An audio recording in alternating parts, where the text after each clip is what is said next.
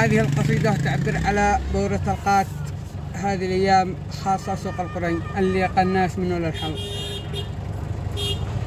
قلنا فيها: صرخت بالصوت يا ماضي زمن كان سوقنا حاضي، مليان بس لغفاضي حرام من الريال معدوم، مقوت مقلبي منكوب ورعوي مصلحه مضروب، خساره كل يوم معيوب حرام من الجميع مزدوب. بور عاد الشرا دعاس وبالوادي شرا بفلاس، وبيعك بالقرن رفاس يرجع من دخل مهموم، مقوت قربة بنيه وبيع السوق بنص قيمه، تقول بسباسي من حيمه وعاد المقوتي مغروم.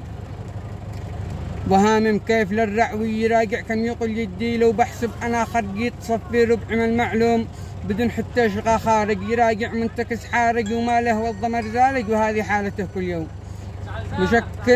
مشكل مقلبي ضابح لحتق للشقا واضح، تخرج بس بالصايح وعاد المقوتي مرغوم، وداعا يا القرن طالق خليت الجميع سارق، وشهر بوره ولا فارق ولو يم مقوتي مغنوم. خلص سوق القرن ضايع، تشل بعدات تجي تراجع، امان انك تقيس هاجع ورزقك يا اخي مقسوم.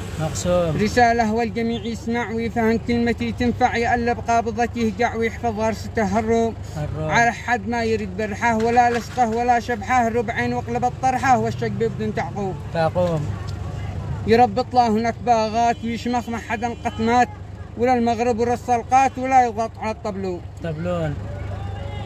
لسوق الليل وتوكل ويمشي دون ما يعجل، وبالرزق ربنا تكفل وما بش من خلق محروم. واختم بالصلاه والبين بطه سيد الكونين، صلوا واذكروه الحين ابا القاسم ابا الكلثوم.